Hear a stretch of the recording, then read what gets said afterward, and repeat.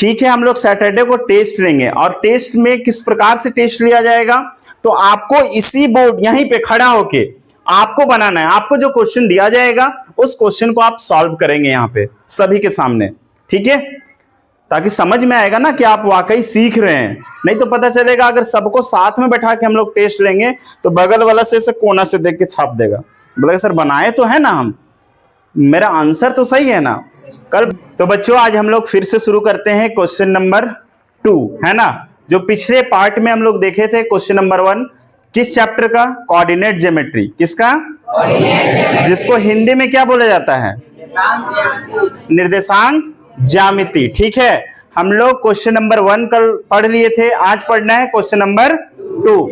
इससे पहले जो आप लोगों को होमवर्क दिया गया था उम्मीद है आप सभी कंप्लीट कर लिए होंगे, और जो कंप्लीट नहीं किए हैं उसको आज भर का मौका दिया जा रहा है। ठीक, चलिए आज हम लोग शुरू करते हैं क्वेश्चन नंबर 2।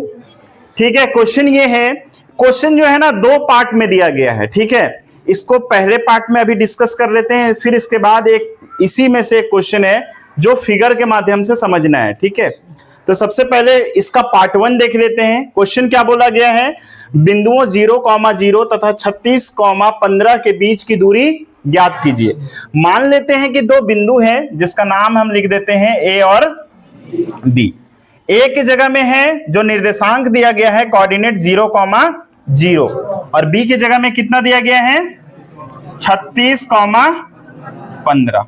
ठीक है, अब बताया जाए कि अगर इसका दूरी निकालना है तो आप लोग क्या करेंगे। सबसे पहला अप्रोच क्या होगा आपका, तो दूरी सूत्र से इसका हम डिस्टेंस फाइंड कर सकते हैं। ठीक है, तो दूरी सूत्र के लिए हमें चाहिए x1 y1 x2 y2। ठीक है, अगर हमें AB का दूरी निकालना है, किसका दूरी निकालना है, AB का दूरी निकालना है, तो हम लिखेंगे दूरी सूत्र से, क्या लिखेंगे, दूरी सूत्र से AB की दूरी, AB की दूरी। ठीक है, फॉर्मूला कल ही बता दिया गया था, आप लोग रिपीट कर दीजिए वो फॉर्मूला क्या होता है, बताते जाइए। √x2 minus, very good, y2 minus y1 का होल स्क्वायर। यहां तक किसी को कोई कंफ्यूजन, आसानी से आप समझ सकते हैं। x2 में कितना दिया गया आप देखिए, x2 में है 36, कितना है, आप सीधा लिखिए 36 माइनस x1, x1 में कितना है जी 0, कितना है 0, 36 का स्क्वायर हो गया। ठीक है, प्लस y2 कितना है 15, कितना है, फिर y1 कितना है देख लीजिए, y1 है 0, y1 के स्थान पे क्या रखना है, इसका स्क्वायर और अंडर रूट लगा दीजिए। अब 36 में से 0 घटाना है, कितना आएगा, कितना आएगा, चलिए यहां पे हम लिखेंगे 36। ठीक है, प्लस 15 में से 0 घटाएंगे कितना होगा 15, अब स्क्वायर है तो आप स्क्वायर लगा दीजिए। आपको पता है 36 का स्क्वायर कितना होता है, कितना होता है 1296, कितना होता है 1296, वेरी गुड। 15 का स्क्वायर कितना होता है, वेरी गुड 225। चलिए बहुत अच्छा, अब इसको जोड़ दीजिए, 6 और 5 कितना होगा 11 का, हाथ में कितना बच गया, फिर 9 और 2 11 और हाथ वाला 1 12 का, हाथ में कितना बच गया 2 और 2 हाथ वाला 1 5 और लास्ट में बच गया 1, 15 21।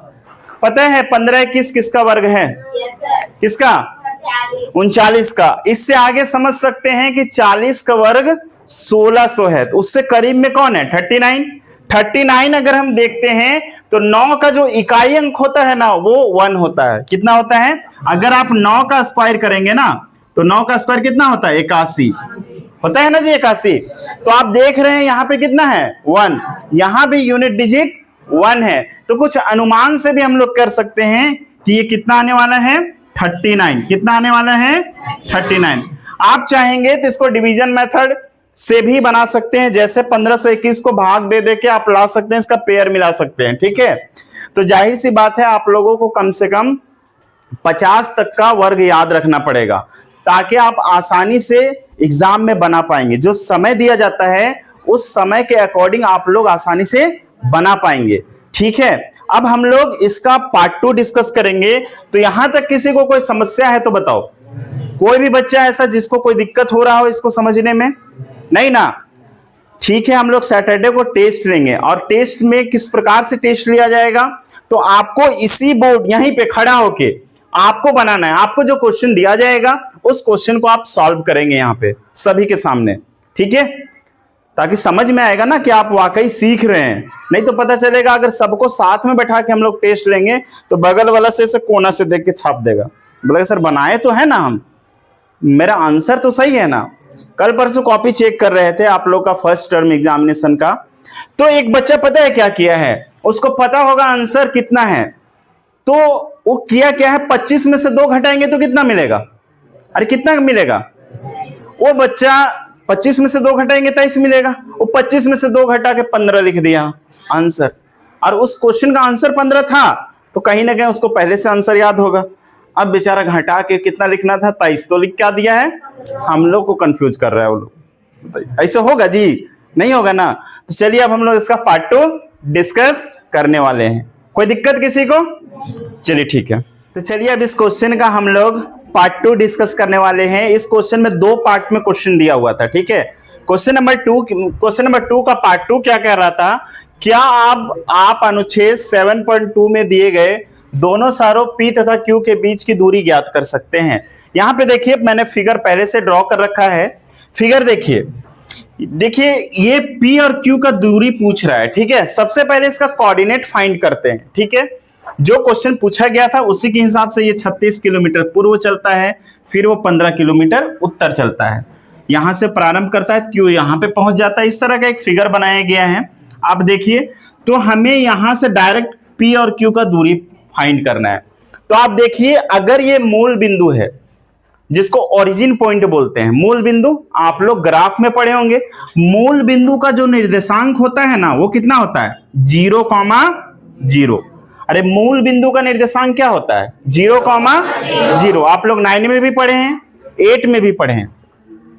और ये वाला लाइन एक्स एक्सिस कहलाता है ना। तो पहला वाला बिंदु यहां तक कहां पे मार्क किया गया है? 36 किलोमीटर। तो इसका पहला पॉइंट क्या हो जाएगा? पहले में एक्स लिखा जाता है और बाद में वाई लिखा जाता है। तो एक्स कितना है? 36। और जब ऊपर चढ़ रहे हैं, ये वाला लाइन हमारा वाई एक्सिस है। कौन सा है? इसका कितना है? 15। तो सेम क्वेश्चन है। उसी प्रकार से अगर हम P और Q का दूरी ज्ञात करना चाहेंगे तो हमारे पास देखिए, इस तरह से P लिख लीजिए और इस तरह से Q लिख लीजिए, ठीक है। P का जो कोऑर्डिनेट है वो है 0,0 और Q के कोऑर्डिनेट है 36,15। यानी उसी तरह से जैसा पहला क्वेश्चन में है, एकदम सेम टू सेम। चलिए देख लेते हैं इसको जल्दी से। ये हो गया x1, ये हो गया y1, ये हो जाता है x2, ये हो जाएगा y2, ठीक है। अब इन दोनों के बीच आपको दूरी निकालना है। क्या करेंगे? दूरी सूत्र का प्रयोग करेंगे। लिखेंगे दूरी सूत्र से, क्या लिखेंगे? दूरी सूत्र से PQ की दूरी, ठीक है। तो सबसे पहले हमारे पास जो फॉर्मूला है वो लिख लीजिए, x2 माइनस x1 का whole square plus y2 minus y1 का होल स्क्वायर। x2 हमारे पास है 36 और x1 है हमारे पास 0।